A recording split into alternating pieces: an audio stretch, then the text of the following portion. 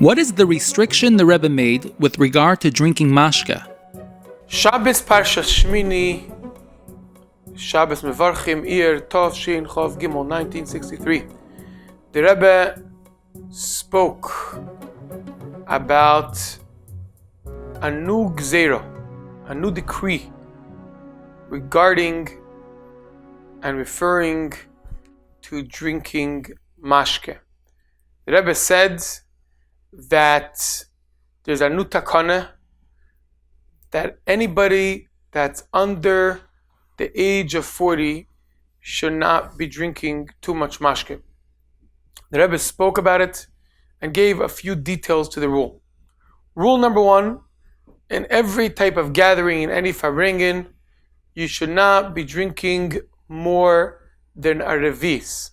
This revis could be said in 3 times only. Later on, in the Tofshin Mems in the 1980s, the Rebbe added it on and said you could say 4 times l'chaim.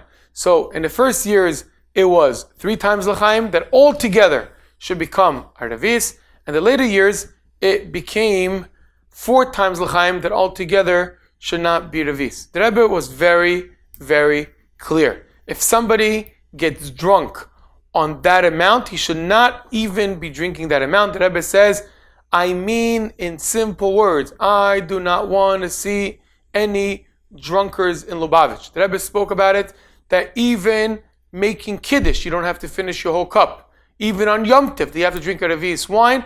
The Kiddush cup is enough to do it. The Rebbe said that this decree, this gzeira, this takana, applies the whole year, including Simchas Torah. The Rebbe said that this takana is so basic that anybody that goes and abuses, goes against his takana, should not be his shliach, not for the summer in Merkah Shlichus, and not even on Tahalucha. If anybody is planning on going to Tahalucha and drinking more than what the Rebbe said he is not my shliach. This takana, the interesting part about it, the Rebbe said that those that came from Russia, we should not tell them about it, and they should not pass on the takana to Russia. I guess it was at that time, such dark and hard times, that's what gave them the energy, that's what gave them the power, that's what gave them the ability of overcoming the darkness of Russia, and that was an exception for the Russian Jews in Russia at that time.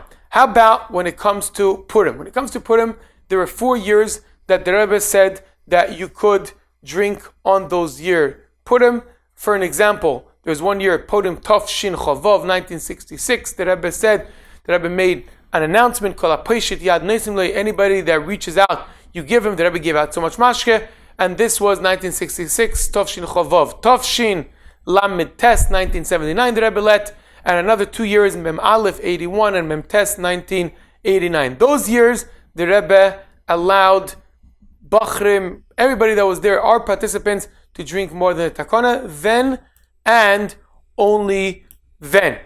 In general, on Purim, the Rebbe by Farbrengen would call somebody, would say, you should be our representative, you should drink in the name of all of us. He would usually drink a big cup of mashke. Everybody, afterwards, the Rebbe would ask him to make a somersault, a kula. Everybody would sing Vahi b'me'achashverosh, and that was usually the way that people drank. As we said, the takana is till age 40. From age 40, you could drink, and the takana, as we said, is the whole year round. To anybody that feels that he is a shliach of the Rebbe, anybody that feels that he's mekusha to the Rebbe, this takana applies to him.